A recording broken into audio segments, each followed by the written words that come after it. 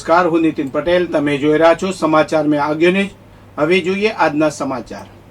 મહેસાણા જિલ્લાના વિસનગર તાલુકાના ગોઠવા કંકુપુરા ગામે રહેતા અશ્વિનજી ઠાકોર સામે 1.5 વર્ષ અગાઉ વિસનગર તાલુકા પોલીસ મથકમાં છેતરપિંડી અંગેની ફરિયાદ નોંધાઈ હતી. જે કેસમાં આરોપી ફરાર થઈ ગયો હતો. આરોપીને ઝડપવા એએસઆઈ અનુરુદ્ધ તથા પીસી રવિકુમાર આરોપીને ઝડપવા ફરી રહ્યા હતા. તે દરમિયાન બાતમી મળી હતી કે આરોપી હાલમાં તેના જ ઘરે હાજર છે, જેથી પોલીસની ટીમ તેના ઘરે જતા આરોપીને ઝડપી વિસનગર તાલુકા પોલીસને વધુ તપાસ માટે સોંપ્યો હતો. મહેસાણા જિલ્લામાં પેરોલ થતા વચગાળાના જામીન પર છૂટેલા ફરાર કેદીઓ અને નાસ્તા ફરતા આરોપીઓને ઝડપવા પેરોલ ફ્લો ટીમે ખાસ ડ્રાઈવ ચાલુ કરી છે. આ ડ્રાઈવ દરમિયાન અનેક ગુનામાં સંડોવાયેલા આરોપીઓને પેરેલ ફ્લો ટીમે ઝડપી જેલ હવાલે તેમજ જે તે પોલીસ મથકમાં નોંધાયેલા ગુનાની તપાસ માટે મોકલી આપેલ છે. દૂધસાગર ડેરીના પૂર્વ ચેરમેન વિપુલ ચૌધરીને સાગરદાણ કેસમાં કોર્ટ દ્વારા કરવામાં આવેલા 7 વર્ષની સજા સામે ડેરીના નિયામક મંડળની ચૂંટણી લડવા માટે મહેસાણા કોર્ટમાં કન્વિકેશન સ્ટે માંગનાર વિપુલ ચૌધરીની અરજી શુક્રવારના રોજ કોર્ટે ફગાવી દીધી હતી. ઉલ્લેખનીય છે કે 2 વર્ષ કે તેથી વધુની સજા પામનાર કોઈ પણ વ્યક્તિ કોઈ ચૂંટણી લડી શકતો નથી. 7 વર્ષની સજા બાદ મહેસાણા સેશન કોર્ટે આપેલા જામીન પર છૂટેલા ડેરીના પૂર્વ ચેરમેન વિપુલ ચૌધરીએ દૂધસાગર ડેરીના નિયામક મંડળની ચૂંટણી લડવા માટે કોર્ટમાં અરજી કરી હતી. કન્વિકેશન સ્ટેની માંગણી કરી હતી, જે અરજી શુક્રવારના રોજ સેશન કોર્ટમાં ચાલી જતા સરકારી વકીલ વિજય બારોટની દલીલોને આધારે સેશન જજ આરબી ઇટાલિયાએ તેમની અરજી ફગાવી દીધી હતી. હવે તેઓ હાઈકોર્ટમાં ચૂંટણી લડવા માટે કન્વિકેશન સ્ટે મેળવવા જવું પડશે. ઉલ્લેખનીય છે કે હાલમાં સહકારી તંત્ર દ્વારા દૂધસાગર ડેરીની આગામી ટર્મમાં નિયામક મંડળ માટે ચૂંટણી યોજવા કામચલાઉ મતદાર યાદીની પ્રક્રિયાઓ ચાલી રહી છે.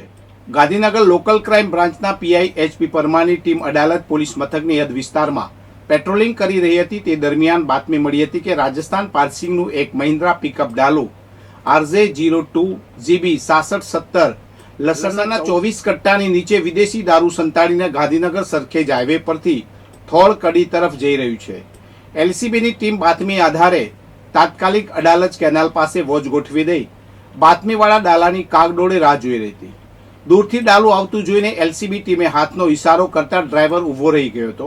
બાદમાં પિકઅપ ડાલાની તલાશી લેતા પાછળના ભાગે વ્યવસ્થિત રીતે ગોઠવેલા લસણના કટ્ટા નીચે ભારતીય બનાવટના વિદેશી દારૂની 50 પેટીઓ છુપાયેલી મળી આવી હતી, જેની ગણતરી કરતા for sale in Rajasthan only લખેલ દારૂની 2880 બોટલ હોવાનું સામે આવ્યું હતું.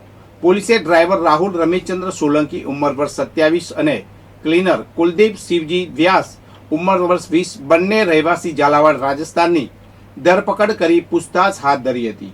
ઝડપાયેલા આરોપીઓએ કબૂલાત કરી હતી કે આ દારૂનો જથ્થો તેમના રાજસ્થાની શેઠ અનિલ રમેશચંદ્ર પ્રજાપતિએ ભરી આપ્યો હતો.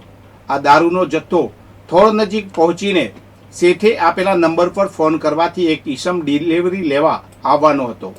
આ અંગે એલસીબીએ ડ્રાઈવર, ક્લીનર અને રાજસ્થાની અનિલ પ્રજાપતિ અને દારૂ મંગાવનાર થોળના ઈસમ વિરુદ્ધ અડાલત પોલીસ મથકમાં પ્રોહિબિશન એક્ટ હેઠળ ગુનો દાખલ કરાવી રૂપિયા 7,08,000નો દારૂ, 5 લાખનું પિકઅપ ડાલુ, 12,000નું લસણ, મોબાઈલ ફોન મળીને કુલ રૂપિયા 12,25,000નો મુદ્દામાલ જપ્ત કરી વધુ તપાસ હાથ ધરી છે.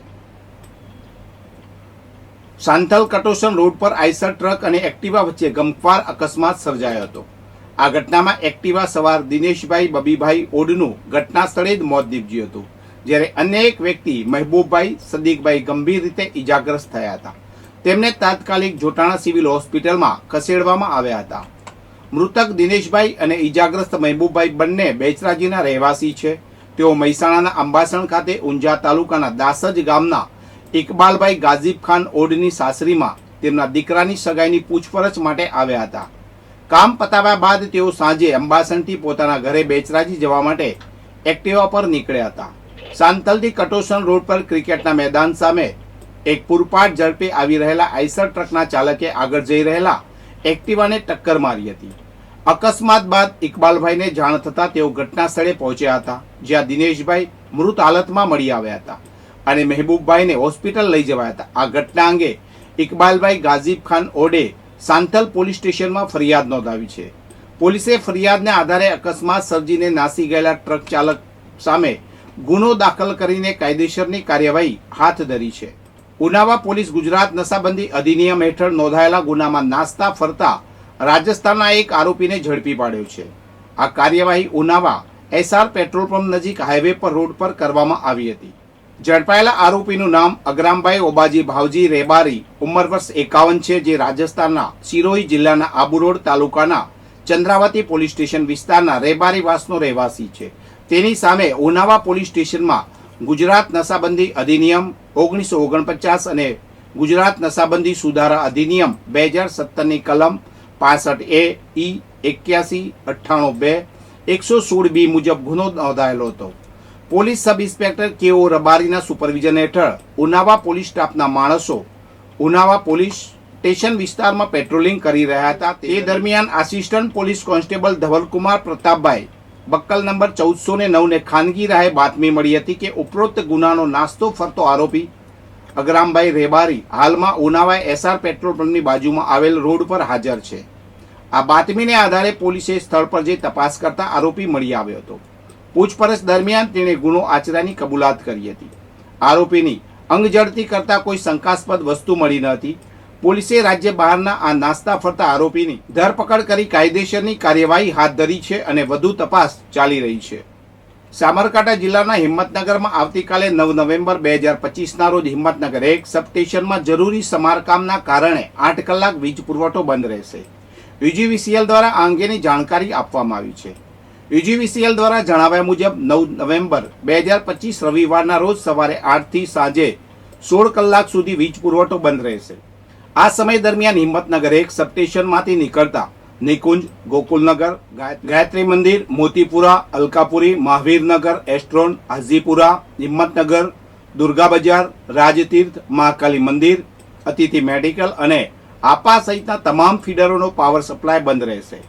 આ વીજ કાપને કારણે સહકારી gin road, Khed Tasiya road, station road, national highway, Idar highway, Junaganj બજાર, નવા બજાર, હિંમતનગર જીઆઈડીસી, ગાયત્રી મંદિર road, Daulat Vilas palace road, Himmatnagar bypass road, Hajipura polo ground, નવી ને જૂની civil hospital, Chhapariya polytechnic college road, Mahakali મંદિર રોડ, નવી જિલ્લા પંચાયત, અડિયોલ રોડ અને આસપાસના વિસ્તારોમાં અસર થશે.